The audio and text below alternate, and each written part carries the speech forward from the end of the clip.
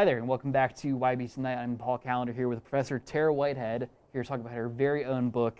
Right here we have it in front of us. It's called They More Than Burned. So you can see here, so that was a custom cover, I suppose. Yeah, my twin brother, actually, I commissioned him to do it instead of the in-house cover designer at ELJ.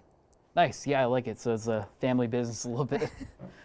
So I guess we'll start off. So immediately, I guess it was day one, right? Your book immediately was on back order. What kind of feelings did that elicit? Yeah, so this has been kind of a crazy 6 months because I put out a book in September and I've been trying to give it some time and some love, and I've been doing events for it. And I didn't feel like I was doing as much promotion for They More Than Burned. And so when the publisher contacted me and said, hey, we have to go into a second printing, which was a couple weeks before the book came out, I was like, woo, this is so exciting. And then I think it was the day that it came out, it went on back order. So it was at Barnes & Noble, it was on their online, Barnes & Noble, bookshop.org, Powell's, which is a huge bookstore in Oregon, and trying to think, Midtown Scholar here has some signed copies, but so yeah, so it should be on Tuesday. They'll be getting that second printing at the Berkeley Warehouse for Small Press Distribution. So the feelings are, I'm getting emails from people who've already read the book in its entirety in a single setting and sitting, and I don't know, it feels good, obviously. A little overwhelming, but good, because people are contacting me and saying like, hey, can I get a copy of it? And I'm almost out of all of my personal copies, so. Yeah, I've seen the Amazon reviews, nothing but good things. So, because that's where I got mine. So, I guess overall, I think it seems like some of the themes of the book, I guess it was very archival, like going back and figuring out or pulling stuff out from I guess the book said it was like papers and stuff. What was the process of recalling all that stuff and then, spitting it back out and putting it into the book? Yeah, so just for folks at home, the book is about a documentarian who discovers footage that she filmed right after 9/11. And she discovers it 20 years later after going through an entire Hollywood career and getting married and having kids. And so she makes she takes all of the footage and she makes a documentary out of it that goes to Tribeca, and then the studios go to buy it. And that's kind of where the book starts, is she's in the studios and the studio heads are trying to make it bigger. And so a lot of it's based on personal experience. I did film after 9/11, my friends and their reactions. Our friend who ended up going, who had enlisted in the military a week before, his name's in the book, Joe. But I actually, when I was under contract with Unsolicited Press for the Year of the Monster, I put out a chapbook called Blood Histories, which is a shorter book. It was a concept album, kind of, was what my publisher had decided. And I was under contract with that, and I had all these other pieces, like these the prose pieces that are in there, not the screenplay pieces. And I was trying to figure out what they were, and I did. I rediscovered, it was the pandemic, and I was just kind of digging through my desk and finding all of these photos and notes. And then suddenly I was digging through the archives of all of my high school notes and yearbooks and stuff that my dad had saved for me to take with me. And I started realizing that the pieces that I had written, these short prose pieces, were part of something larger. So those archive pieces started first. And then, because I'm a hybrid writer who works in screenplay format, I realized that this was the archive footage for a film.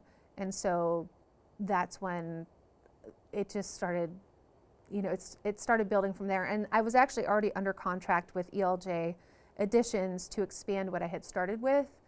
So yeah, so I was just dealing with a lot of the past. I don't know if kids even fold notes in origami style anymore or anything like that, but that's what I had, just boxes of it. So I was trying to create a narrative out of that.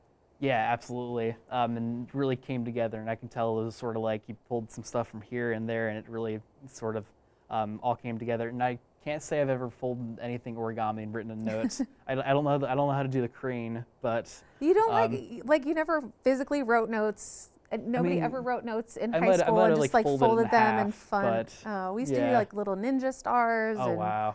hearts and yeah, and we would That's do awesome. origami cranes too, but Yeah, I'm sure those were really cool, kind of like fine and all that. So with all the different like gel pen colors, and we used to put quotes around the Yeah. edges of all of our favorite musicians and band lyrics.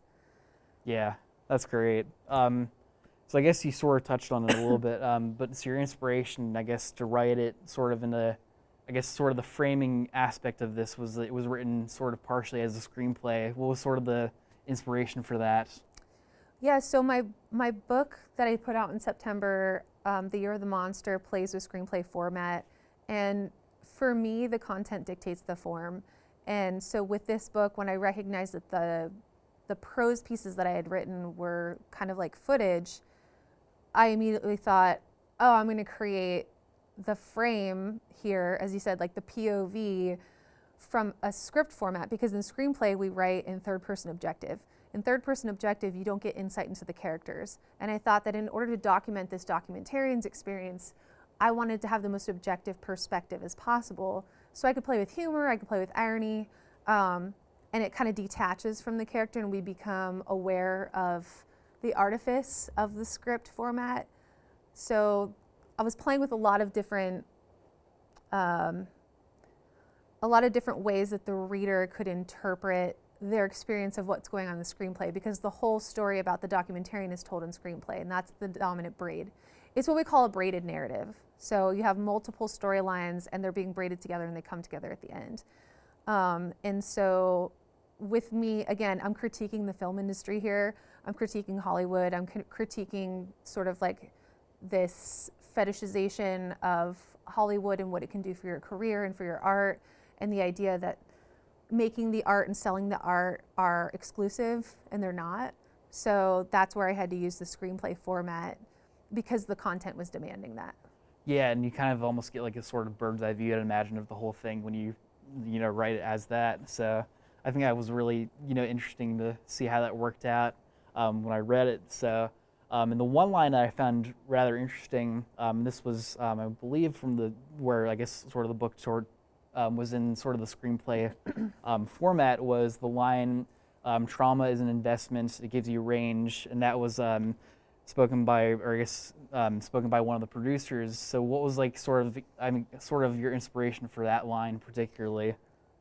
Yeah, so that line comes in the film treatment segment, which is the book starts with a flash fiction piece called Drive that introduces the space that the documentary ends up inhabiting, and then the film treatment, which a film treatment is a summary of a film. It gives like a line by line play of the scenes, but in this case, I put it in the second person.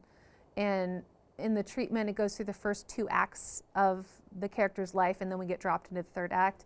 And so she, in that, even though it's in the second person, is talking about how the producers and the people in Hollywood say trauma is an investment, it gives you range. And a lot of like my MO in Subversion is to, and in like we had talked before, like teaching here at Messiah, one of my goals is to subvert that Hollywood trope that you need to be tough, you need to take the abuse is normalized in the industry at the level of actors, yes, but also producers, writers, anyone behind the scenes.